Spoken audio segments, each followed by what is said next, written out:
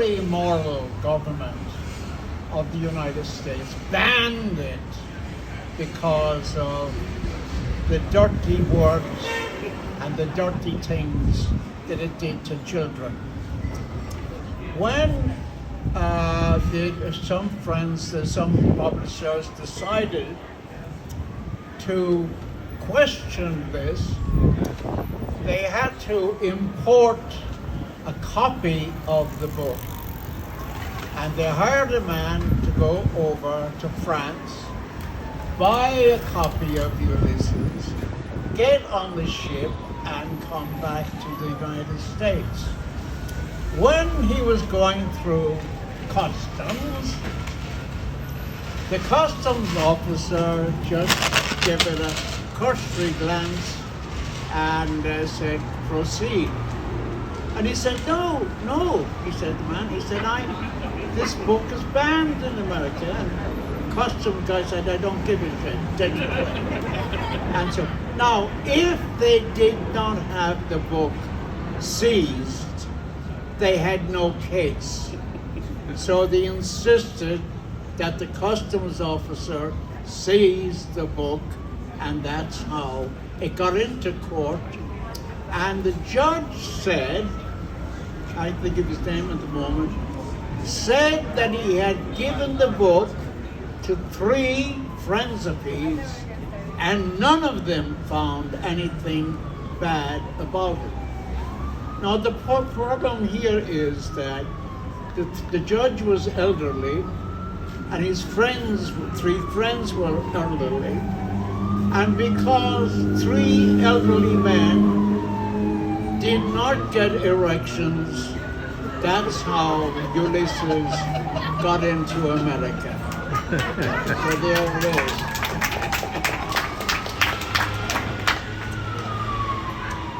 For the God, I was just lowering the heel of the pint when I saw the citizen getting up to waddle to the door, puffing and blowing with the dropsy.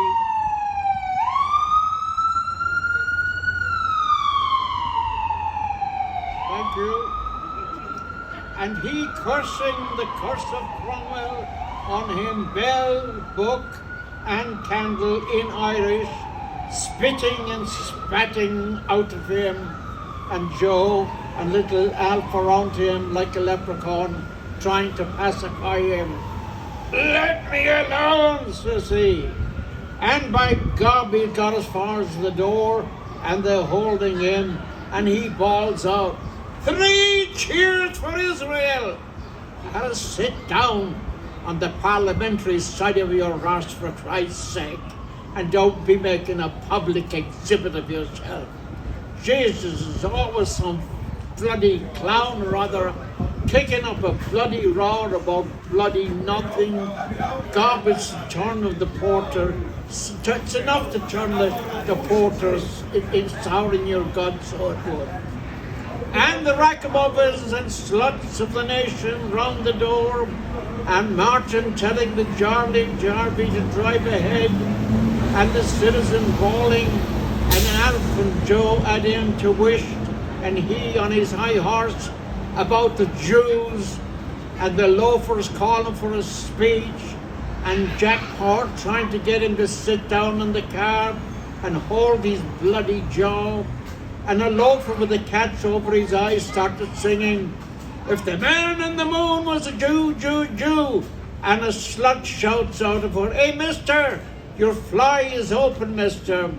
And says he, Mendelssohn was a Jew, and Karl Marx and Mercadante and Spinoza, and the Savior was a Jew, and his father was a Jew, your God.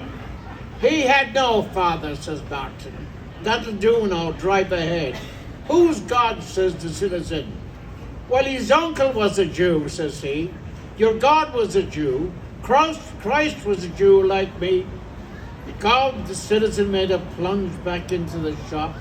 Hey, Jesus, says he, I'll brain the bloody Jew man for using the holy name. By Jesus, I'll crucify him, so I will. Give us that biscuit box there. Stop, says Joe. A large and appreciative gathering of acquaintances from the metropolis and Greater Dublin assembled in their thousands to bid farewell to Urban Lep O Vairag, late of Messrs.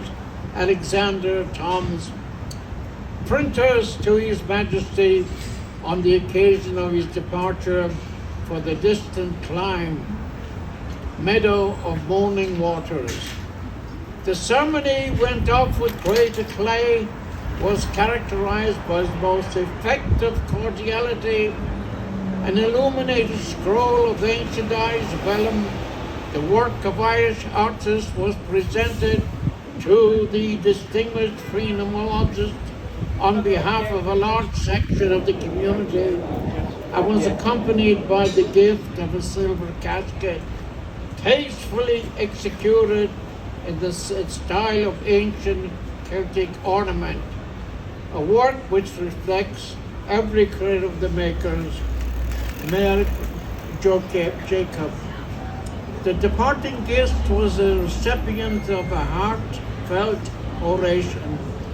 Many of those who were present being visibly moved when the select orchestra of Irish pipes struck up the well-known strains of Come Back to Erin, followed immediately by Ulysses' march. Tar barrels and bonfires were lighted along the coastline of the four seas on the summits of the hills above. God, the devil won't hold him till he got hold of the bloody Ted, and out with him.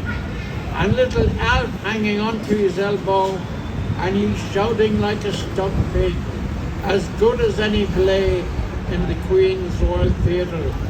Where is he till I murder him? And Ned and JG, paralyzed with the laughing, bloody war, says I. I'll be in for the last gospel. But as luck would have it, the Jarvey put the nag's head round the other way and off with him. Hold on, citizens, says Joe. Stop. He got up, he drew his hand and made a swipe and let fly. Mercy of God, the sun was in his eyes, or he'd have left him for dead. God, he nearly sent it into the county Longford. The bloody nag took fright, and the old mongrel after the car like bloody hell, and all the populace shouting and laughing, and the old tin box clattering along the street. Catastrophic was terrific and instantaneous in its effect. The observatory of Dunsink registered all 11 shots, all the 5th grade of Malachy's scale. There's no record extant of a similar seismic disturbance in our island since the earthquake of 1534, the year of the rebellion of Silken Thomas. The epicenter appears to be part of the metropolis, which constitute Inchkey Ward and parish of St. Mickens, cover the surface of 41 acres, 2 roods and 1 square pole. An article of headgear once ascertained to belong to the much respected Clerk of the Crown and Peace, Mr. George Fortrell, and a silk umbrella with a golden handle with the engraved initials.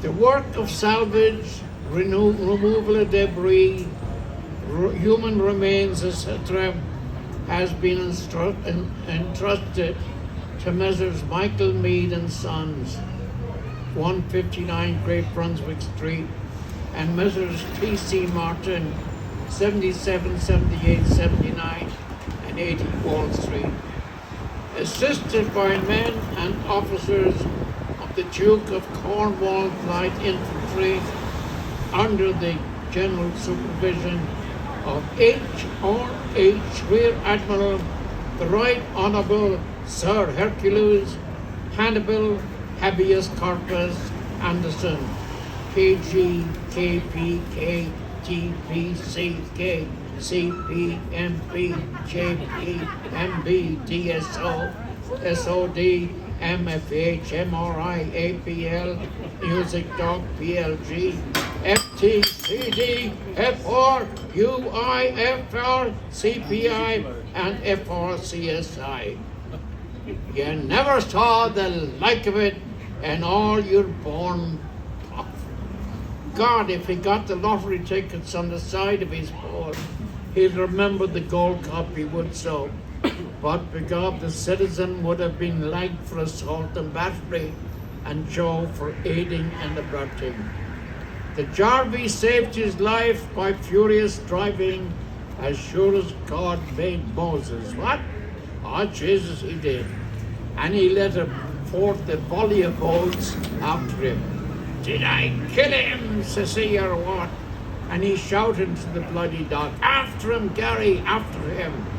And the last we saw was the bloody car rounding the corner, and old Sheepface on it gesticulating, and the bloody mongrel after it with his leg blood so back, for all he was bloody well worth to tear him limb from limb. 100 to 5. Jesus, he took the value out of him, I promise. When lo, there came about them all a great brightness, and they beheld the chariot therein. He stood ascend to heaven, and they beheld him in the chariot, clothed upon the glory of the brightness, having raiment of the sun, fair as the moon, and terrible for awe, they durst not look upon him. And there came a voice out of heaven calling, Elijah, Elijah, and he answered with the main cry, Abba, Adonai, and they beheld him, even him, Ben Bloom Elijah, amid clouds of angels ascend to the glory of the brightness of an angel of 45 degrees over Donahoo's in Little Green Street like a shot out of a shuttle.